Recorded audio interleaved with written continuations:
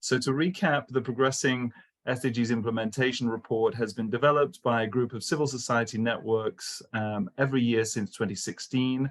A team of researchers, many of whom you'll be hearing from shortly, analyze and collect data from all of the VNR reports that are produced by governments each year. And they consider this according to a comprehensive framework with up to 100 different variables to understand where the gaps are, where the opportunities are to improve the VNRs. The report that we'll be talking about today refers back to last year, to 2022 VNRs, and there were 44 countries that presented. 43 delivered a full VNR, and one country only presented the main messages, and that was Tuvalu. I'd just like to make it very clear that this is a great collaboration with a very wide range of different organizations, and here we have the list of all those groups that have been involved in producing this report.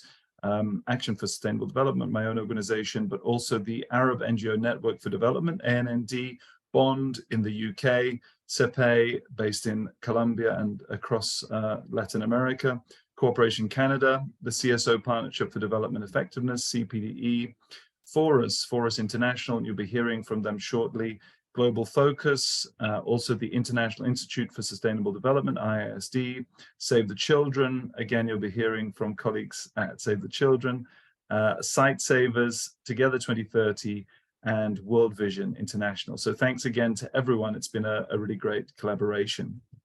The drafting itself was mainly carried out by my colleague Nicolas, who you'll be hearing from shortly, with my support, but we'd also like to make particular thanks and acknowledgement to a number of researchers who did quite a lot of the heavy lifting that goes into this report, including Javier Suraski from CEPE, Bitter Moschini from ANND, a number of colleagues, Eleonora, Elena, Hajra, Alma, all from IISD, who spent quite a lot of time going through the VNR country analysis and developing country chapter contributions.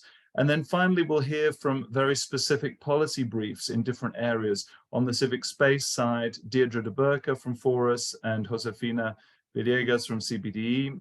On Leave No One Behind, Lily Chow from Save the Children and Arelis Bellerini from World Vision International. And on the localization of the SDGs, Darren Seller-Peretz from Cooperation Canada. So you'll hear from many of them in the course of this webinar. So now to take us through some of the key findings, I'd like to pass over to my colleague Nicolas Sotejo, who will give you the overall highlights of what some of the main findings are. Over to you, Nicolas. Many thanks, Ali, and hi, everyone. I would like to first extend my thanks to all of our partners and colleagues in the research team that actually provided some very valuable contribution and guidance to the making of this report.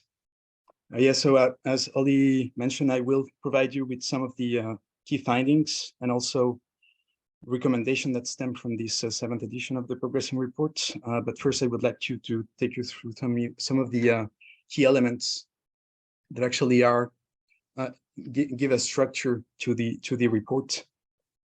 There are 4 main sections to this report. The first one is on governance, institutional mechanism, and engagement, which includes the format for government's oversight and monitoring of the agenda, and how far these actually include non-state actors, with a focus on civil society group, of course.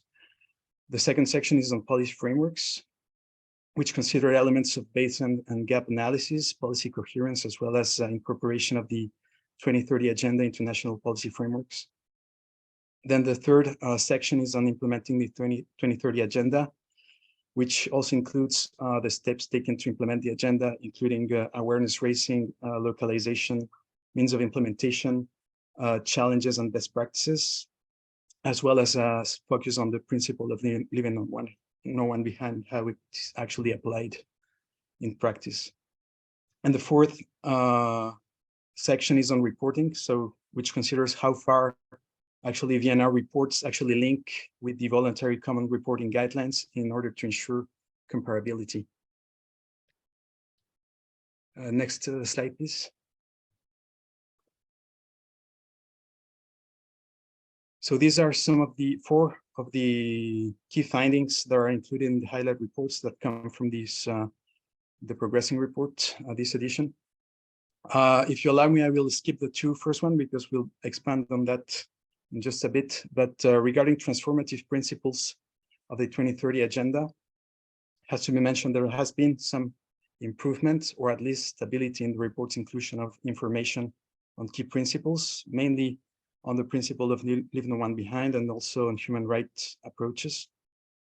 However, reporting on universality, planetary boundaries, and intergenerational responsibility are still pretty low and uneven between VNRs. Regarding the reporting on linkages between the 2030 agenda and other relevant international agreements, there were mixed results actually on linkages, with the Paris Agreement on climate change once again being the most frequently cited agreement in the VNRs, and the Global Aid Development Effectiveness Agenda being the least mentioned in VNRs. Next slide, please.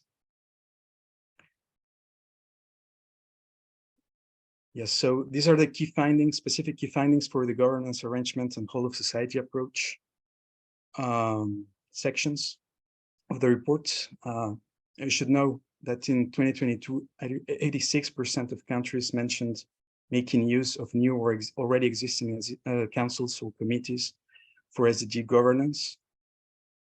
And within this, actually 66% of countries noted the inclusion of non-state actors in governance arrangements for SDG implementation, which implies that in 66% of VNR countries in 2022, these SDG governance arrangements are actually multi-stakeholder in nature, at least on paper, which are actually similar numbers to 3 previous years. Regarding the inclusion of civil society in particular, has to be said that the number of countries including civil society in lead councils and committees remained stable with 39%. But there was a significant increase in the inclusion of civil society in technical working groups from 19% in 2021 to 32% in 2022. Also regarding the VNR formulation process in itself and how inclusive it is, actually the number of countries highlighting civil society participation in consultation within VNR formulation processes increased to 93% in 2022, up from 81% in 2021, which is pretty positive in terms of inclusiveness of the progress assessment process. And also there was an increase regarding non-state actor involvement in consultations to define national priorities, up from 31% to 55% in 2022. Next slide, please.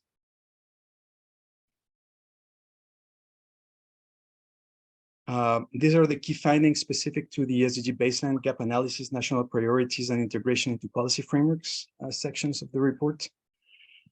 And you should know that in 2022, 61% of countries actually reported having completed a baseline or gap analysis, which constitutes a modest improvement compared to 2021. But regarding the definition of national priorities, there actually was a decrease with only 77% of countries in 2022 reporting on that, down from 91% in 2021. And regarding the integration of the SDGs into national policy frameworks, has to be said that actually remains stable with a pretty high 93% of countries reporting on that, which is actually the same percentage as in 2021, which constitute a positive element, at least from a quantitative standpoint. Next slide, please.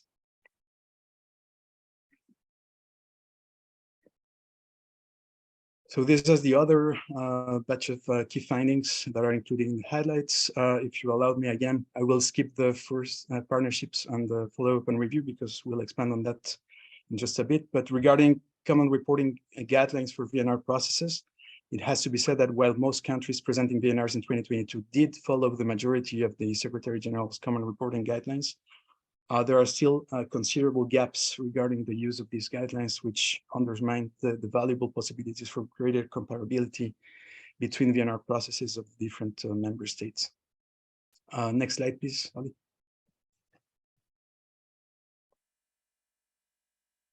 And regarding no, just go back to the other one. Yeah, regarding the key findings, thanks. Regarding the key findings of the SDG follow-up and review processes and the partnership for implementation, has to be said that the percentage of countries reporting on data availability remains pretty low at 43% of countries doing so in 2022, which still constitute a small increase regarding in comparison to 2021. As you can see, only 20% of countries actually reported that data is available for less than 50% of indicator, which would signal that there are still some pretty significant challenges in terms of data availability and data production in many countries. And regarding the actual degree of information on national level reporting processes that go beyond the VNR process, 64% of countries provided some degree of information on that, which is similar to 2021 and 2020, with parliaments most often identified as institutional leading oversight. And regarding civil society partnership for implementation, in 2022, only 66% provided such information, which is a significant decrease in relation to 2021, when 86% actually did so. Next slide, please, Oli. Thank you. And so now these numbers that I just mentioned to you are based on more or less basic or broad-based information that is contained in the VNRs. But there are actually underlying trends that are more qualitative in nature and that aren't necessarily captured in the stats. The first one is related to governance arrangement and the multi-stakeholder nature of these arrangements. All the numbers in 2022 are either stable or higher regarding specific governance arrangements and non-state actor participation in this. Within this, qualitative information regarding the nature and scope of these spaces is often minimal within VNRs. So it would be very valuable for VNRs to actually provide greater details on specific mandates for these spaces, how these spaces are actually linked to the policymaking or reporting cycles, which methodologies for participation are actually in place and used within these spaces, and hopefully also highlight some substantive outcomes that are produced within these policy dialogue spaces. And this actually would allow and would go a long way in order to gauge the extent to which the 2030 agenda has provided a venue for reconsidering institutional settings, political practices from a sustainability standpoint. The second underlying trend is related to the extent and scope of the SDG integration into national policy frameworks, which, although from a quantitative standpoint, are relatively high in principle and regarding mentions within VNRs, substantive details are often not specified in VNRs. So where possible, it would be really useful for member states to aim to highlight the manner and extent to which SDG integration is actually made into national policy frameworks and how it has led to transformation in policy approaches and outcomes. And that would also allow to broaden the reflection on how the 2030 agenda has actually enabled reconsideration of policy frameworks and policy outcomes. But more generally, and at the very least, member states should strive to follow the UN Secretary Voluntary Common Guidelines as closely as possible in order to provide a structure, common structure to the VNRs, as well as use and follow the question provided in the VNR handbook in order to inform their analysis and make it more comparable throughout. Thank you very much. Wonderful. Thank you so much, Nicolas. And I see we do have quite a few questions coming in on the Q&A function. Thank you so much to everyone who's already engaging, and please do continue to put your questions there. After we've heard from all of the presenters, we'll also open up the chat in case there are other questions and other opportunities for people to engage. I think Nicolas just highlighted in particular this risk that the VNRs are procedural but lack real evidence of transformative change. And now we'll be going into more detail in some of the key areas that for us as civil society are perhaps the most relevant in that transformative approach. So to take us forward, let me pass now to Deirdre de Burke from Forus to look at the civic space elements of the reports. Over to you, Deirdre. Thanks, Ollie, and hello, everybody. I'm very happy to present the results today of the policy brief on civic space that's linked to this progressing report. And the policy brief has been written or co-written by Forus and its partner, the CSO Partnership for Development Effectiveness. So the results of our analysis of the civic space content of the VNRs are as follows. So the 2022 VNR reports continue to be largely silent on the issues of shrinking civic space globally and on the ongoing attacks on human rights defenders and environmentalists. There was a slight increase in the number of countries addressing civic space at the national level. So 12 of the 44 2022 VNRs included insights into the state of national civic space, but that's only 12 out of 44. And the insights that were provided in these 12 VNRs mainly described constitutional, regulatory or policy-based reforms that have been adopted in order to enhance freedom of speech, freedom of assembly, freedom of association, access to information, as well as participation. Next slide, please. In contrast, and importantly, several civil society reports that were also produced in 2022 highlight how shrinking civic space remains a serious problem in their national contexts by providing information on government actions that hinder freedom of expression, assembly, association, and access to information. And as I say, worryingly, because in some cases, the information provided in the CSO reports, the civil society reports, contradicts the information contained in the official VNRs. And it is a matter of serious concern that much of the information linked to the increasing trend of shrinking civic space shared by civil society, parallel and shadow reports is being ignored or only partially dealt with by the official VNR reports. Next slide, please. So this policy brief that was produced also generated recommendations based on the analysis carried out. And so the first set of recommendations are for the international community. So it calls on the international community to firstly agree on an annual review, to review every year SDG 16 at the high-level political forum. And we call for this because we believe it would give far more political attention to issues of civic space, human rights, and participation generally. Secondly, we called on the international community to adopt structural and process-oriented civic space indicators linked to SDG 16 implementation. And what that means is the way of measuring SDG 16 implementation, and particularly around fundamental freedoms and civic space, we believe that there's only one outcome-oriented indicator at the moment. It's not sufficient, so we need broader structural and process-oriented civic space indicators. Thirdly, we've called on the international community to establish a new global civic space observatory. And again, that speaks for itself, but we believe that monitoring what's happening with civic space all over the world is a priority now because of the trends towards shrinking and closing civic space. We also called on the international community to provide flexible funding to support the operation of CSOs in contexts of closed or closing civic space. Very important, and also to resource the capacity development of organised civil society everywhere, particularly linked to work on civic space and enabling environment. And finally, we called on the international community to include assessments of civic space in investor risk assessment processes. And what we mean by this is that when investors are undertaking risk assessment exercises in countries maybe where they're trying to calculate can they invest there or not? We believe that there should be an assessment of civic space using some of the data that's generated through the kind of monitoring that's being carried out by civil society, and that it should be, a negative assessment should mean that there would be some question about whether investment can go ahead or not. Next slide, please.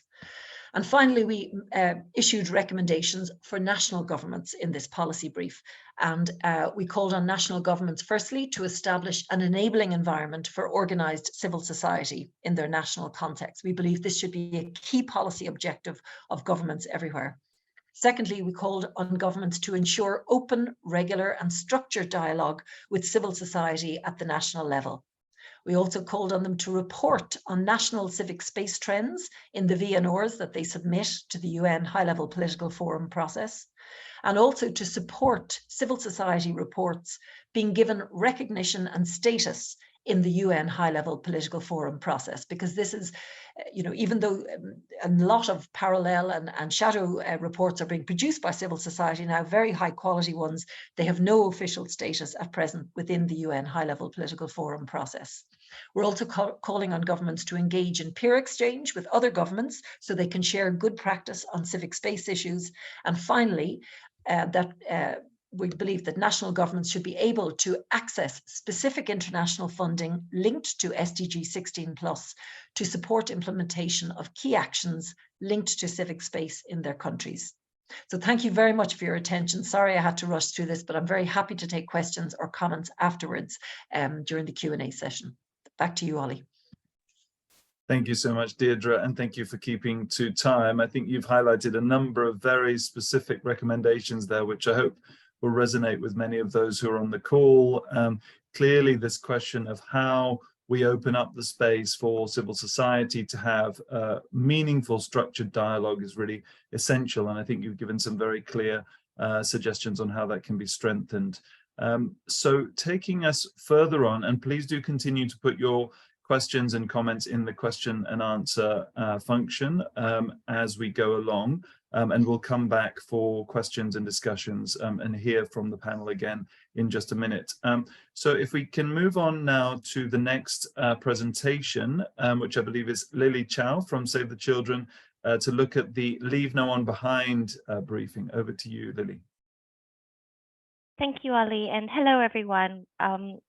Very pleased to present the findings of the policy brief, the specific policy brief on Leave No One Behind. This was written by Save the Children in cooperation with World Vision as well as Action for Sustainable Development. We're seeing, broadly speaking, we see that countries continue to recognize the importance of the pledge to leave no one behind, with a very high percentage, so 96% of countries mentioning the principle of leaving no one behind, identifying groups which are at risk of being left behind. However, some serious challenges remain, and primarily in terms of data availability. So for example, only 17 out of the 44 countries indicated that efforts to leave no one behind were informed by existing data. We also see a somewhat limited incorporation of data into national policies and plans, which is a bit of a worrying trend. So in 2022, we saw that 28 countries, or 64%, made explicit references to embedding this principle in efforts to address inequality and social exclusion within their national priorities or development plans. And this is a decrease from the year before. In terms of reporting on the impact of COVID-19 on marginalized groups, we saw that countries did acknowledge the specific impacts of COVID-19 pandemic from a leave no one behind perspective. Can you go to the next slide, Ollie? Just want to highlight that this, the findings of this policy brief come against obviously a backdrop of the sort of unprecedented levels of uncertainty caused by, overlapping economic, political, and ecological shocks converging that is going to challenge the achievement of the 2030 agenda as we reach the midpoint. We also know that, for example, from COVID-19, that crisis disproportionately impact groups that are already marginalized and deprived. And what this means is that the current situation is threatening to push groups that are already off track to meeting the SDG targets further behind. And so we call on governments now, and I've clustered the recommendations slightly differently here today. The first, I think, is around mainstreaming the principle to leave no one behind across SDG implementation. And what this means in principle is putting equity at the heart of decisions of how we're going to implement the SDGs, what budgeting decisions, what institutional arrangements we're going to have. So making sure that these is sort of this principle is mainstreamed as we look towards the next 8 years of implementation of the SDGs. This also means, for example, that governments should continue to promote gender equality through international good practice, such as gender budgeting, gender-based analysis, and mainstreaming into policy plans and appropriate legal policy and institutional frameworks. The third set of recommendations are around what we report in the VNRs itself. So we should ensure that the VNRs continue to have a dedicated chapter or specific section on Leave No One Behind, in line with the UN Secretary General's guidelines on the VNRs. And the VNR should highlight existing efforts to leave no one behind, including how existing policy and programs are delivered. The second is around any planned efforts to leave no one behind, including a specific focus on new approaches to reach the people who are the furthest behind first. And the third is around overarching and systemic policy approaches, including any micro or macroeconomic policies. The third set of recommendations are really around closing the data gap. We've seen that the VNRs continue to show significant gaps in terms of data availability. So we would urge governments to continue to build national statistical capacity so that we are able to measure, we're able to track who is being left behind, by what degree, what are the possible reasons. But more, I think, going further than that, the VNRs ultimately are a snapshot at a point in time, let's say in 1 year, of where progress is. I would urge governments to ensure that databases that have SDG progress, that show SDG indicators, are publicly available and widely accessible, so that this data is not hidden somewhere away, and that we're able to see what progress really looks like from civil society point of view. And finally, the sort of last set of recommendations is around voice and agency. As has been mentioned before, the VNRs are a report that is presented at the HLPF, but they're also a process. So ensuring that we include the active participation of civil society in the VNR process, of marginalized and deprived groups in the VNR process, ensuring they have a seat at the table, they are included in consultations, making special efforts to reach those furthest behind, as well as continuing to count on civil society as a partner in SDG implementation, a source of expertise, and a source of data. Thanks very much. Wonderful. Thank you, Lily, and thank you for all the work you put into this. I think you've had some very, very clear and precise recommendations that I'm sure others will want to comment on. Please do continue to add your comments in the Q&A.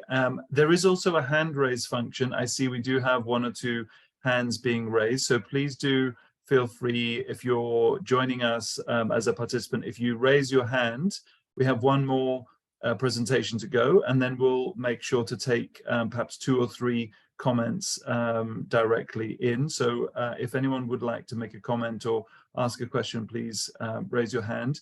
And before we come to that, let me pass to our final presentation. This is from Darren from Corporation Canada, looking at the localization policy brief. Darren, over to you.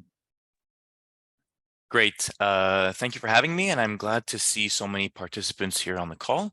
I'd like to first start off by acknowledging that I am located in Jojolge, which is colonially known as Montreal, which is on unceded and unsurrendered Indigenous lands. and also mention that the Kanien'kehá:ka Nation is recognized as the custodians of the lands and the waters on which I am today. And I'm here presenting about localization, and you see me on the screen, but actually it was really a collaborative effort, and I want to highlight that really a team effort, thanks to everybody. And so basically, the focus of localization of the SDGs really are about, local and subnational governments taking ownership of the implementation of Agenda 2030 in relation to kind of national governments and the global SDG framework. And so localization really ensures that the SDGs are owned and driven by local actors, and that the process is both inclusive and participatory, as well as transparent and accountable. So here we see a few statistics on the screen. Overall, a lot of the metrics that we kind of looked at remain the same. The number of countries that mentioned efforts to localize the SDGs, as well as coordination between national government institutions and local governments. But overall, there were just fewer references to localization in the 2022 VNRs.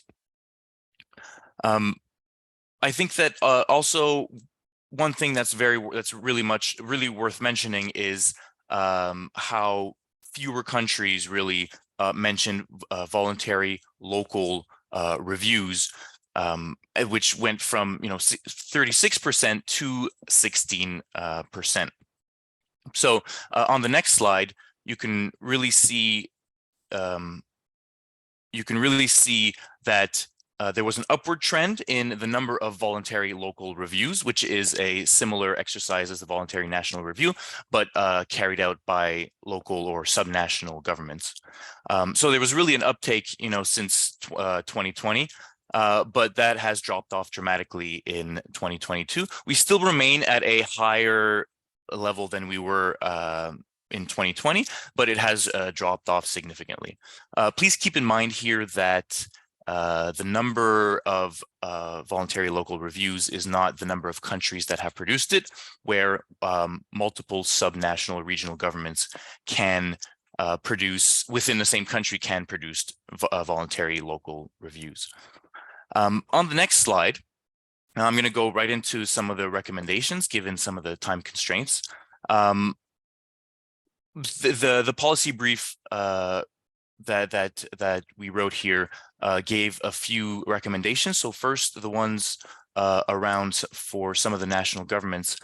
I think at the center of it all really is to make sure that to ensure that local priorities are really at the center of all the recommendations, right? And it's really important for to engage with communities and to engage with leaders at the local level to ensure that their priorities are reflected in policy, right? And so it's important to make sure that it's kind of a two-way street where their voices are heard and reflected in priorities in policy at the national level, and that these really impact in a substantive way the local communities, because that's where the implementation is happening, and that's where the SDG framework and the actual happenings of the SDG framework are really felt. It will be at the local level. And so to continue for in the recommendations for the national governments, I think it's really important. The localization policy brief found that it was really important to prioritize the needs and perspective of marginalized and vulnerable communities. And really, when you're crafting policy and when you're implementing, in order to not leave anyone behind, this is crucial and will allow for a fuller representation. And so in order to really get the correct data, strengthening its collection as well as monitoring systems will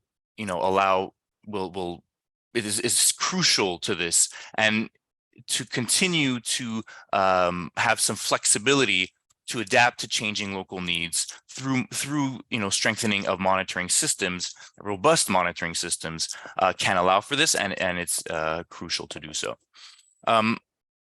Another kind of challenge that was noted in a lot of the VNRs was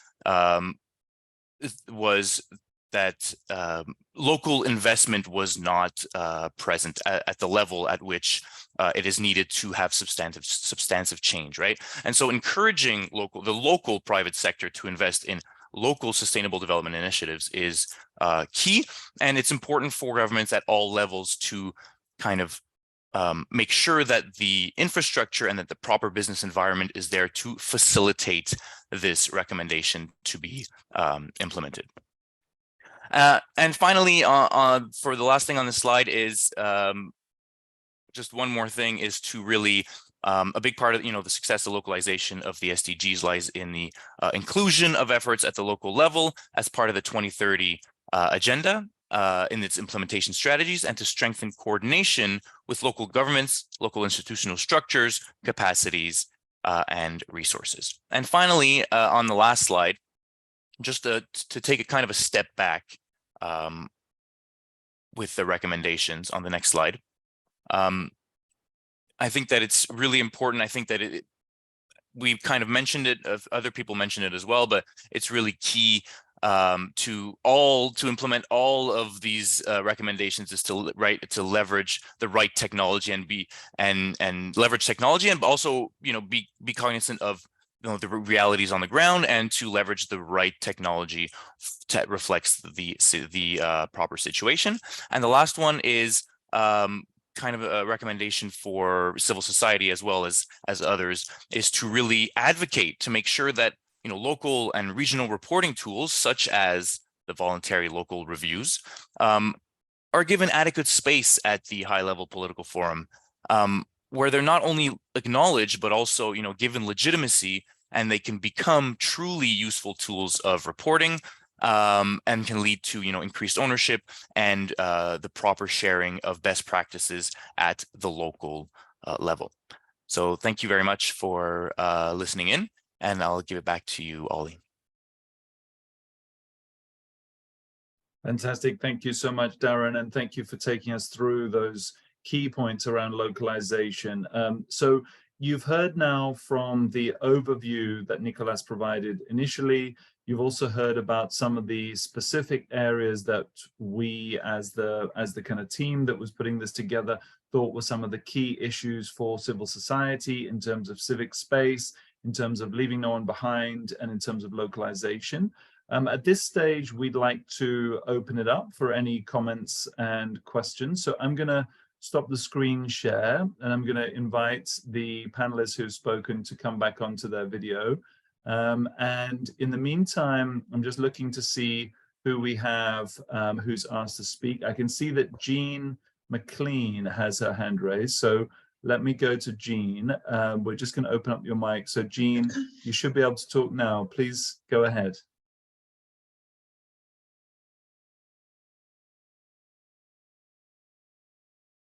Jean McLean, if you're there, we should be able to hear you. If you might just need to unmute. I've opened up your mic now. If you're able to just unmute yourself and speak.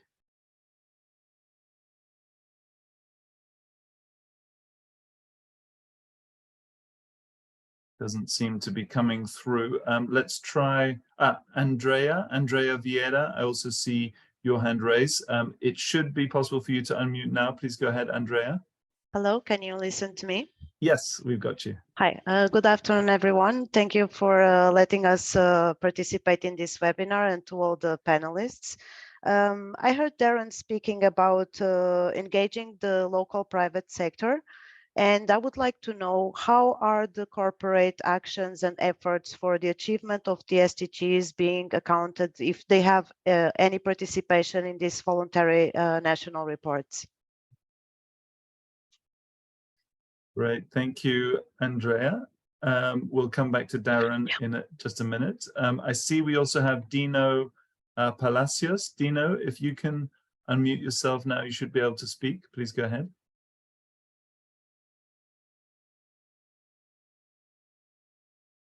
Dino Palacios.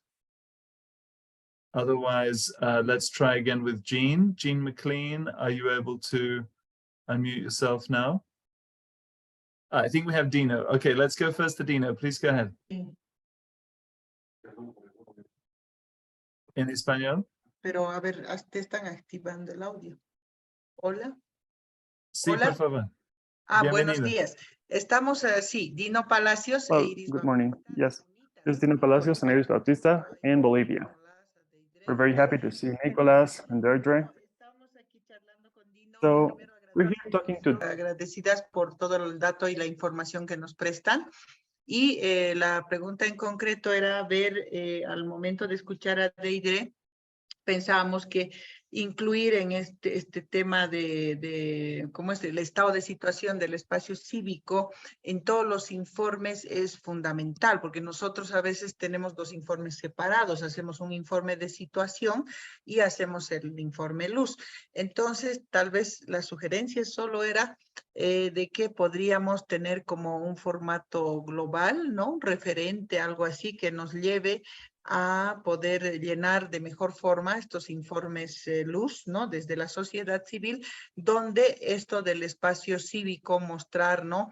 Cuál es la situación, etcétera, nos ayuda mucho a contextualizar el resto de los datos que se presentan en referencia al monitoreo y seguimiento de ODS, ¿no? Esa era una pregunta, y si ustedes tal vez como equipo global nos podían dar este formato así muy general que tal vez pueda adaptarse para todos y que también después les sirva a ustedes el poder recoger, ¿no? El poder recoger ¿cómo se llama esto? La información, ¿no? Para compilarla y también tener lo del espacio cívico, tener los datos de seguimiento a ODS, ¿no?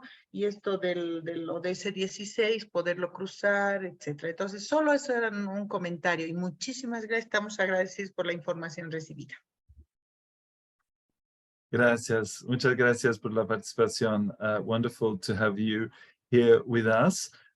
We have two more hands raised, so perhaps we'll take all the hands raised and then we'll come back to the panelists. So next I can see Asma Abba Hussein. Apologies. I hope you may be able to unmute. Yes.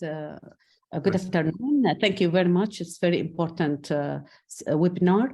I would like to mention about what you mentioned about the Paris Agreement. Now, Paris Agreement is 2015, and now we have the Glasgow Commitment, which is 50 net zero, and we have a lot of new commitment, especially in the area of climate change and in the area of environment. You know that 9 of the environmental SDGs are 9 of the environmental SDGs are environmental. So I think we need to return back to the indicators of it.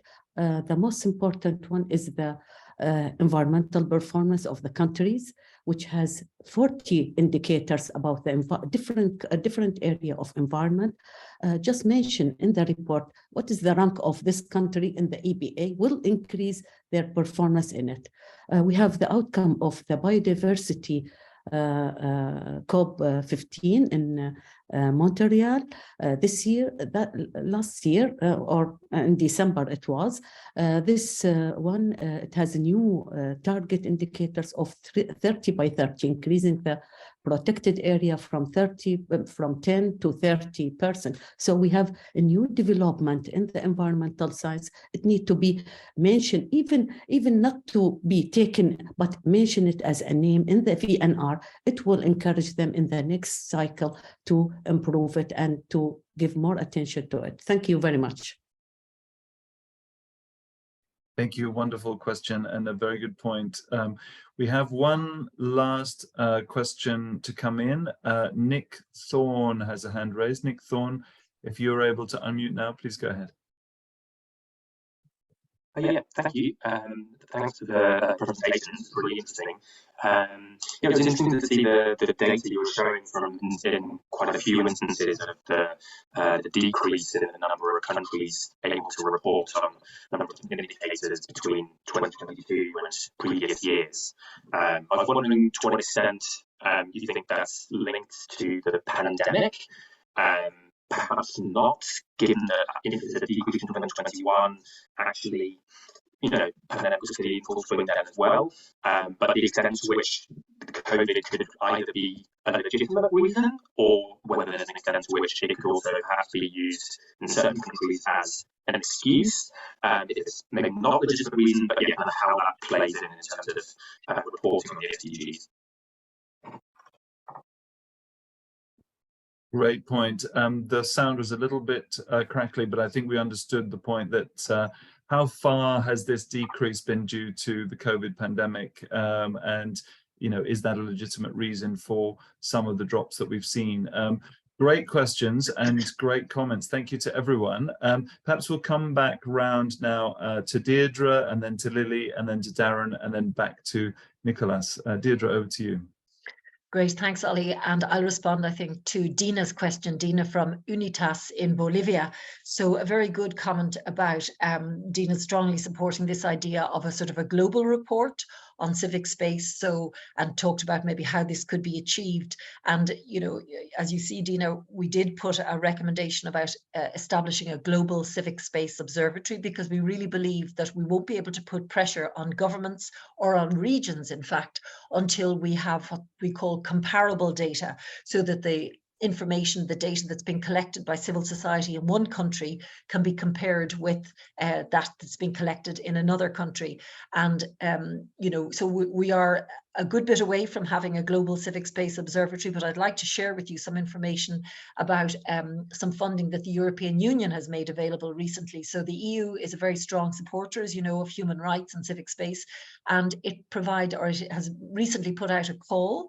And the amount of funding it's providing is quite a large amount. It's 50 million euros to set up a system for monitoring an enabling environment for civil society in many countries around the world. And it is inviting civil society to come together and to really work on what is effectively a global monitoring system. So we're very encouraged by this. Force is putting itself forward along with quite a range of other organizations, including Civicus and others. So we hope, you know, that there will be a successful bid, and that, you know, something really good is going to come out of this. It'll happen over the coming years. So we won't have global reporting next year, let's say, but we hope to see this happening over the coming years, and we will be involving, if we are successful, as many civil society organizations around the world, because we see that unless we all act on civic space together, and the proper monitoring, reporting, and also making sure that there's impact from the effective collection of this civic space data, then you know, nothing is going to happen, nothing is going to shift. So we really do need to work together so that governments start to take this issue much more seriously, and you know, international institutions give it much more political attention than is happening at the moment. So yeah, hope that's helpful, and I'll hand it back to Ollie now for the other questions to be addressed. Thanks. Great, thank you, Deirdre, and thanks for picking up on a number of those points. Perhaps now we can come to Lily. There were some specific questions around how to measure leaving no one behind and how to improve that focus. Over to you. Yeah, I think I'll take that question and Nick's questions, because I'm quite involved in sort of what's happening in New York and with the ECOSOC process there. So in regards to leave no one behind, it doesn't have a specific set of indicators or targets attached to it. It's considered one of the transformative principles that underpin the entire 2030 agenda. It is meant to guide how SDGs are implemented in countries. So for example, it calls on countries first to put the furthest behind first in efforts to implement the SDGs. It also calls on countries to ensure that the SDG targets are met for all segments of society. So how this is translated ultimately depends on to what extent governments are held account, I would say, to this principle. There is, however, the specific SDG on SDG 10, which targets inequality, recognizing the importance of tackling inequality, and there are specific indicators and targets attached to SDG 10, including on reducing domestic inequality, increasing the proportion of income of the bottom 40%. And you know, I'm happy to share the link to this particular SDG and its target and indicators, if that would be helpful. So Nick, on the question that you had about the decrease, the impact of COVID and the decrease in the number of countries, I would say it's a mixed picture. There are, since the adoption of the 2030 agenda, we've seen an overall upward trend in the number of countries coming forward to volunteer, to report in general. In fact, this year, the UN had to limit the amount of countries that not all countries that volunteered could be given a space. And this is mainly to give countries that have only reported once or twice more time in New York to be able to do their presentations and to be able to be asked questions by civil society. I would say we're also seeing now countries reporting for the fourth time. So I wouldn't say there was an overall decrease. I would say perhaps there has been an overall decrease in terms of engagement with civil society because of COVID, because of lockdowns. We saw that in many cases, the process around the VNR became quite enclosed. Consultations perhaps not as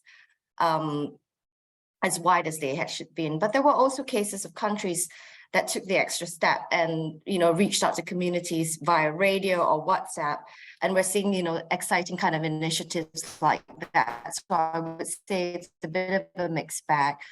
COVID has, however, impacted the availability of data. So for example, household surveys, there's quite a big lag in terms of being able to conduct those large data exercises, which are quite important for the VNR process. So I hope that's helpful.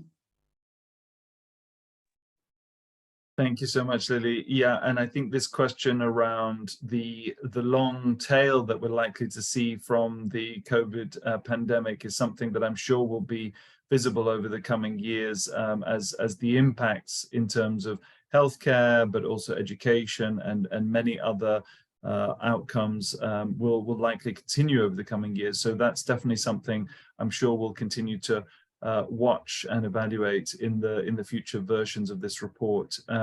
So coming back now to Darren, there have been some questions also to you, Darren, about localization, including around financing and how to get to the most grassroots organizations that may not themselves be part of larger NGOs. How do you see that sort of collaboration happening across civil society as well? Over to you, Darren. If I understand correctly, the question was around basically the inclusion of the private sector in the VNR reporting. So thanks first for your question, Andrea, and your interest in localization.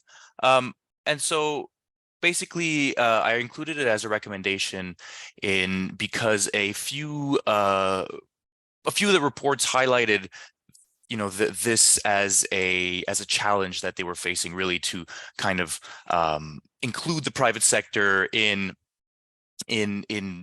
local investment and things like that. But this was, you know, written by the author of the report, which is government. So I think that it is always a challenge for a lot of places to kind of have a whole of society approach when writing these VNRs, and the whole of society approach should really include the entirety of society, which includes the private sector. And so I think that there really is in the VNR somewhat of a lack of having this private sector speak to this, and I'm not sure. I think that this is not one of the metrics that we have compiled, but I think in the future might be something that might be of interest to us and to the team to kind of look at that angle, look at how local investment from the local private sector is reflected in the VNR. So thanks again for your question. Darren, sorry, there's also a question that's come through on the Q&A, which I wanted to highlight to you, which asks about a mechanism for getting to the really grassroots organizations? How do we go beyond, you know, even the larger NGOs? How do we make sure that all different parts of civil society can take part at the local level? Do you have any thoughts on that? I think in order to really get the grassroots level, I think that recognizing that you know, local indigenous knowledge and local knowledge and their capacity is there, right? And to recognize that that is present, that we should leverage that is very important, and to really work with partners. I think that that's the most important, is not to go in there as large NGOs and tell, but to really use the partners in our work.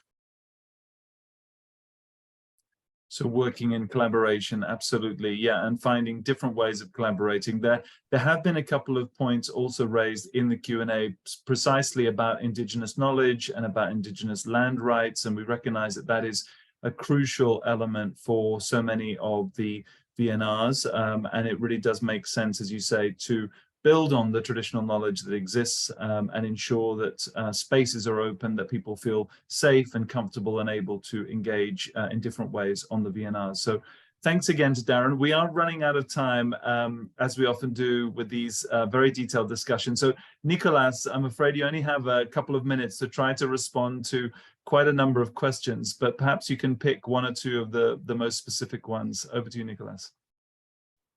Yeah, regarding the question on the COVID being a factor leveraged by countries in order to decrease the level of participation.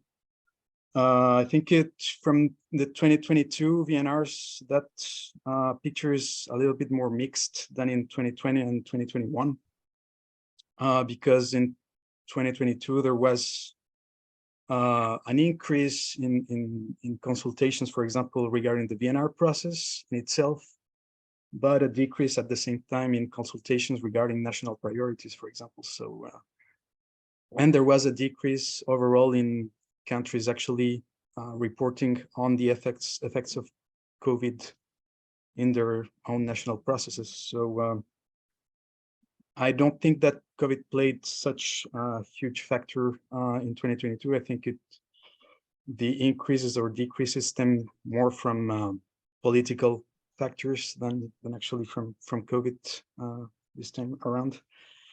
And quickly regarding the question from Asma regarding the Paris Agreement and the Glasgow commitments and the biodiversity agreements. Yes, I mean, what is measured in this report regarding the Paris Agreement and climate change agreements in general is just mentions within the VNRs regarding these agreements. So at large, so I said the Paris Agreement, but it actually encompasses climate change agreements at large, including the Glasgow commitments, etc. So, and what resulted from the 2022 VNRs is that the climate change agreements in general are the most, by far the most cited, mentioned agreements in VNRs, like something at 80%, if I remember correctly. But maybe we could, yeah, have a little bit more specific accounting, if you will, of the mentions regarding the Glasgow commitment more specifically. And regarding the biodiversity agreement and COP15 and all that, actually that was negotiated and approved around the time that we were starting to work on this report. And since it's based on 2022 reports, which were actually developed during the first half of 2022, that wasn't really picked up by the VNRs. But it would be really interesting to actually add it to our analytical framework and leverage this report in order to increase the visibility of those agreements. Yeah, that's it, I think. Excellent. Thank you so much, Nicolas. And thank you again for that point about linking with climate and the Paris Agreement. We know that there's also the NDCs, the nationally determined contribution. So it might be something to consider in the future if we can map VNRs against NDCs. So some interesting opportunities to widen out this research further.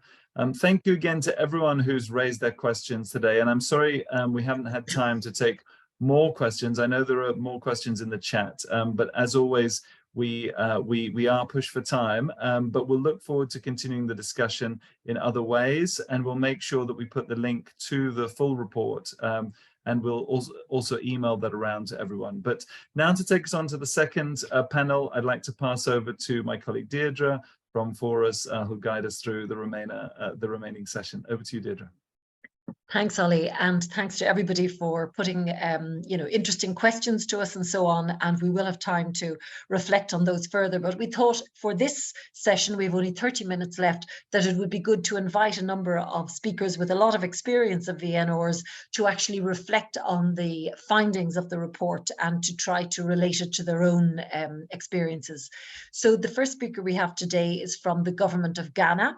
His name is Joshua Ade. And he is going to talk to us just about the experience of government at a government level of the VNR process. So Joshua, I just want to check that you are able to hear me. Perhaps if you want to switch your camera on, that would be helpful. And I will put my first question to you, Joshua. Can you hear me? Yes, hello, good. Hi, Joshua, how are you? You're very welcome to the call here today. And I'm going to put my first question to you because I think you've had a chance to hear the different findings of the report, our Progressing National SDG Implementation report. And I know at government level in Ghana, you're very involved with the VNR process. And I'd like to ask you just about your government's experience of trying to promote a whole of society approach to preparing the VNR. How difficult or easy is it to do that? And to what extent has civil society been a partner or a help to you in promoting this whole of society approach to the VNR process? So over to you. All right, thank you very much and good afternoon from Ghana. Sorry, I'm unable to share my video because my internet connectivity is quite weak. Yes, so, right. So in terms of government's approach in making sure that we implement the whole of government and whole of society approach in coming up with our VNR report, it has been one that was very interesting, and it has been a journey that was well traveled. Now, in terms of Ghana, when it comes to our implementation architecture of the SDGs, and to that extent, the VNR, we have an architecture that is well laid already. And at the core of the architecture is the SDGs Implementation Coordinating Committee. And on that committee, it's a select few, and members of this committee include the CSO's platform on SDGs. So right from the center of it, we have the CSO's platform represented. Now, that is not the only institution that is on the CSO's, that is on the SDGs Implementation Coordinating Committee. We also have some other members from other organizations, key organizations in the country that are represented on the ICC. So for instance, we have the SDGs Advisory Unit at the Office of the Presidency. We have the UN system that also has a representative on the Implementation Coordinating Committee of the SDGs. Then we have the Technical Committee that is also made of members from key government institutions, where we know that apart from the GSS, that is also a member on the ICC, we also have key government institutions that provide administrative data. And for that reason, they are also a core part of the committee. So we as a country this is our approach. So for the ICC, we do the gathering of the data with support from the GSS. We do the analysis together, and then we do the reporting together. So from this explanation, you realize that we are carrying on board everyone. And suffice me to also say that we have the persons with disability. We have their national chair, the national director also represented on the ICC. So this is how we approach our whole of government and whole of society approach to the VNR. Thank you. That's great, Joshua. Thank you very much. So it does sound like you have quite a diversity of voices and sectors represented in the VNR process. I won't press you now. You did mention the person with disabilities, the constituency that's represented, but there's also a question about the most marginalised voices and the most marginalised groups. And it would be interesting to hear how your government does outreach or makes sure that they include these groups, perhaps some of them in very remote rural areas or for some other reason not easy to include. But I'll come back to you on that, Joshua. Thank you very much for your answer to that. I'd like to go to Zia-ur-Rahman next. He is based in Pakistan. He's with Awaz PDA, the national platform, and he has had a lot of experience, and I know this year was involved in producing a civil society parallel or shadow report. So Zia, I'd like to invite you to say a little bit about you know, the process of trying to include as many marginalized voices as possible in the VNR process and what the experience in Pakistan has been like. So over to you, Zia.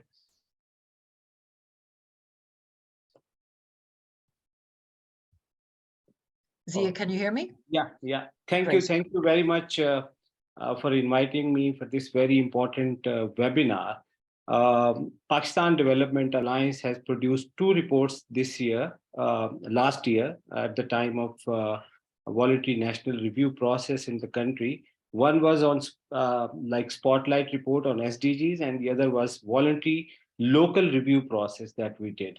And in that voluntary local review process, we came to know that 80% of the district level governments are not engaged in the national voluntary review process.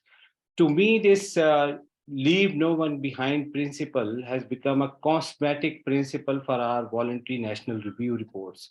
Because why I'm saying, because most of the most marginalized communities, particularly indigenous communities, nomads, religious minorities, migrant workers, internally displaced peoples, refugees, transgender communities, people living with disabilities, they are most of the time excluded from these VNR processes, even by the civil society.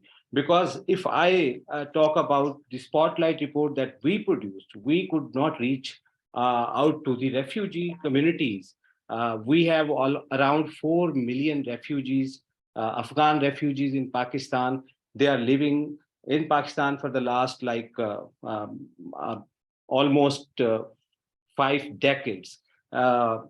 We did not actually include them in this whole VNR process on SDGs and things like that. The internally displaced people were not engaged. The people who are actually from the indigenous communities, they were not engaged. And the reason that we did not have that resources and accessibility to those communities. So this is one thing. The second thing is that in our national data, and I don't know the situation in other countries, but in the national data, most marginalized communities are often excluded. Like, for example, if I quote some data of Pakistan, our national census says that we have only 2.5% of PLWDs in Pakistan, whereas the World Bank report says we have 15% of the total population as people living with disabilities.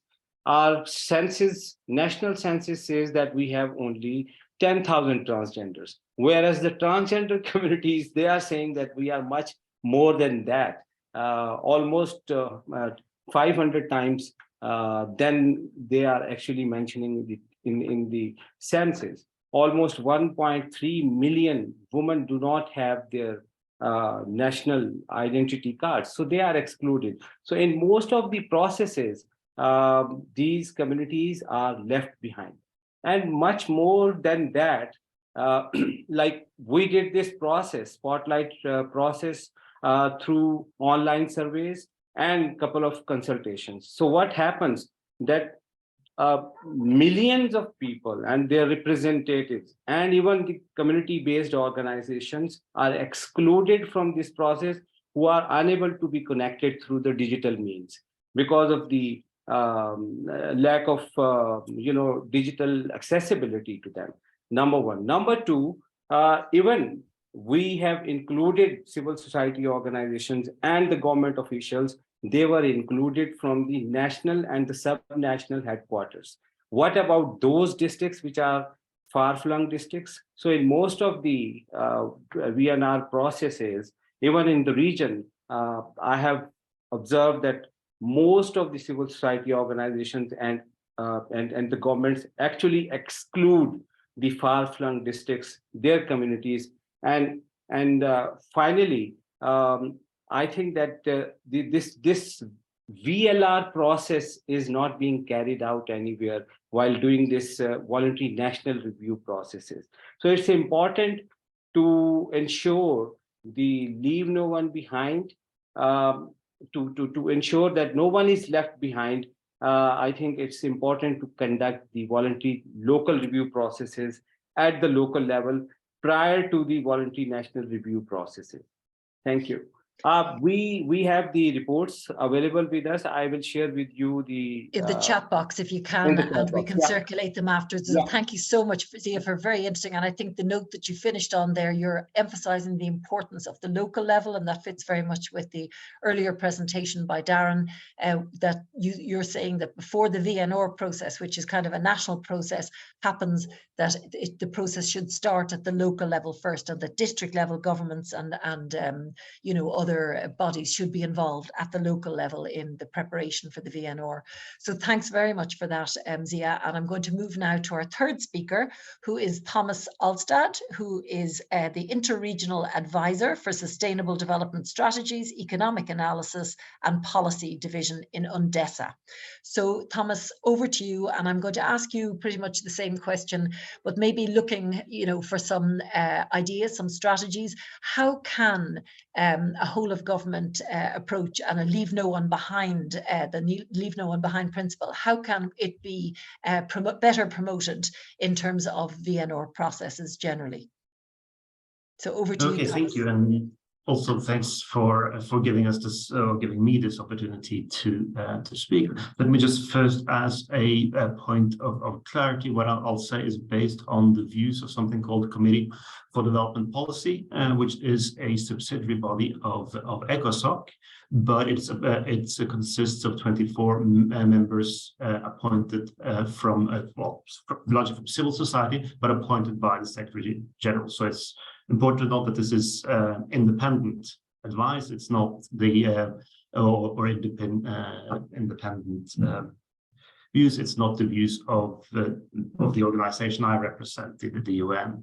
So the committee, in its work in its mandate to provide advice to ECOSOC on matters pertaining to development, has been analyzing the VNRs for the past 6 years now, looking at them in particular in their intended, as a vehicle for accelerating SDG implementation and achievement of the 2030 agenda. So not much actually the review of progress itself in countries, but how are the VNRs used as tools in this process. So they were envisioned as essentially for learning, for exchange of experience, so this reflected both within the countries, but also as an exchange between countries, as the HLPF and other for us. So they've been reviewing the reports with this in mind. Looking back at the findings, and over reading 5 editions of these, I think largely, align with what we've heard today and what's from what I've seen from the highlights of the report, some of the shortcomings of these reports in terms of highlighting the how these could better serve that intended purpose. Let me also add that the CDP actually has their annual plenary this week, which is why you're talking to me and not one of them, essentially.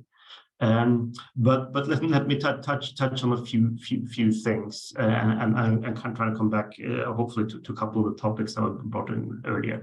So one, I think, of the key concerns that the committee has had in terms of the potential impact of these reports is that they are to a large extent descriptive and kind of lack the analytical depth and policy focus to actually provide reasonable learning experiences for others. They do not adequately reflect on core priorities for countries, for lessons of good practices, and how actually the specific policies and actions have led to accelerated progress, or maybe the nature of challenges and some of the how they've thought about policy interventions and so forth.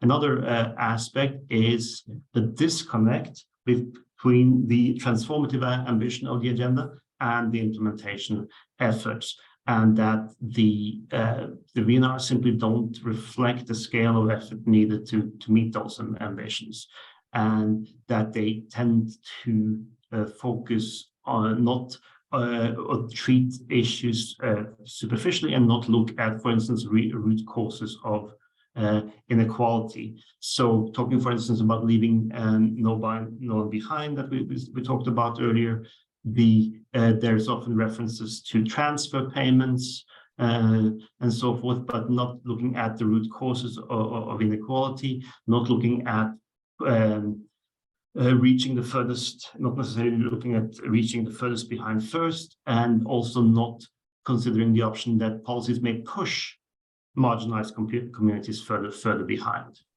A third issue is relates to the kind of view of this of the agenda as integrated, and is the concept of policy coherence, which is acknowledged in principle but largely missing in practice. So you see a lot of growing number of countries are setting up interdepartmental coordination frameworks and so forth, but if you actually look at policies coming out of it, they don't necessarily take a coordinated or an integrated approach, and you still see very much or very often siloed approaches to policy formulation. So those are kind of what relates to the content of the reports themselves. Now, looking at the process for developing, then the main concern is, as I alluded to at the beginning, is that they're not used or appear not to be used as much as maybe they could as a learning process. A little feedback loop into domestic or back into national policy processes. There are some, but not that much reference to them in subsequent report, although I think we've seen some improvement of that there's been some learning over in countries that have done 2, 3, and now maybe 4 reports in some cases. And finally, my last point is, which also have been mentioned extensively here, the need to make the process more inclusive, and that includes both at the actual development of the report or engagement in that process, but also creating space for civil society at the HLPF and other forums to make room for shadow reports and other inputs. So yeah, thank you. Great, Thomas. Thank you very much for a good overview there and covering so many of the topics that were raised in the report itself. And I think you've highlighted the fact that, yeah, to date, the VNRs aren't really achieving the kind of transformative change that the SDG framework has promised and has the potential to deliver on. There's also the question I think you mentioned about, you know, not the processes not being inclusive enough. So the need for this involving all the voices and particularly reaching out to groups that traditionally maybe haven't been included. That possibly could contribute to this transformational potential, because obviously these voices would bring different perspectives, different experiences and so on. And you also mentioned the fact that governments aren't treating the VNR process as a learning process, so that, you know, it is very important that that's because that is very clearly what the VNR processes are supposed to be about, helping different stakeholders who are involved in the process to come together, to learn from each other, to learn from the successes and failures in terms of trying to implement the SDGs. So all of those very important takeaways for us here today. So thank you very much for your presentation. We did want to leave some time for questions and answers. I think what I might do is, if there's any comments or questions in the chat box, I might ask my colleagues to share them with me, because I'm also going to just give you the link to the new website that we have. So Ollie, if you could put that up on the slide there. We have a new website that we have put together to feature all of the reports, not just from this year, the Progressing National SDG Implementation report from this year, but also from previous years. So you can compare from year to year the findings. You'll find it there on the website. The link is on the slide.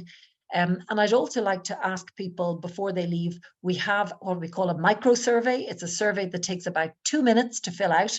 And we'd like to ask you, before you leave the call now, to use the QR code there. Just take your mobile phone, you know, hold it up to the QR code, and you'll get into the micro survey. It's very short, but it's asking you just your opinion about this call, this webinar. And we really value your feedback. And this is common practice for, you know, A4SD and for Forus when we're organizing webinars like this, public webinars. So we'd really ask you to do that and to give us your very brief responses to the questions in the micro survey. So that is really helpful. I'm just going to ask my colleagues now, are there any major points or questions in the chat box that we might address before we finish up? Because I know we only have a few minutes left. So Ollie, maybe you could advise me, or anybody else, if there's something. I don't see anything myself in the chat box, but I could be missing it. No, it doesn't seem to be the case, if I'm correct. So perhaps we've answered some of your questions, or if not, anyhow, please do feel free to email any of us after this this webinar, because we want to keep this discussion about how to improve the VNR process going, and we want to involve as many of you, of the participants on this call, as possible. So I do see in the chat now, there's somebody has dropped in something, the CDP analysis of the VNR. So I think that might be Thomas who might have dropped it in. So that's very helpful, Thomas. Thank you for that. So anybody who's interested in having a look at that, you'll see it there, the link in the chat box. So, you know, I think we'll consider the second session now finished, and I'm going to hand over to Ollie Henman just to say a few final words. But personally speaking, and on behalf of Forus International and the other CSO networks who've been involved in producing this report, I'd like to thank you all very much for attending the event today, the webinar, and for making it such an interesting one. And to all our speakers, and particularly the speakers of the second panel, sorry that we were a little rushed, but I think we got good quality from your contributions. So thanks very much. Back to you, Ollie, to say some final remarks. Thank you so much, Deirdre, and thank you again to all of our speakers. I agree, it's been a very, very rich discussion, and I know that we've had quite a number of points also coming in through the Q&A. In particular, I know that people are asking to receive a copy of the report and of the presentation, and so again, just to confirm, we will be sending the report and the presentation around, and I'm just putting it on the screen again so you can have a look here. This is the new website, and thanks in particular to World Vision for helping to prepare this website just in time for the session today. So you can find the report from this year and also every other year, the previous 7 years as well, on that website now. And yes, I think at this stage, all I would like to say again is to thank all of our different partners and colleagues who've contributed so much to make this possible. It is a challenging environment for many in civil society, but by working together, we can be stronger and make sure that voices from across different parts of civil society can be heard, ensuring that youth voices, women's voices, Indigenous voices, persons with disability, and many others can be heard in the VNR process. For those of you who are interested as well, as you will know, the next cycle of VNRs is already starting for this year, for 2023. There will be webinars coming up tomorrow and Friday, and again on Tuesday, looking ahead to the next cycle of the VNRs, jointly hosted with UN DESA and the major groups and other stakeholders. So anyone who's interested in that, please do let me know and I can make sure you have the information. Tomorrow will be in English, Friday will be in French, and next Tuesday will be in Spanish, all at the same time as this webinar. So that's 9 a.m. New York time. It's really, I apologize in terms of the timings, but we often try to find a time that is morning in the Americas and it's already evening in Asia, but that seems to be the best time to try to ensure that as many people can join.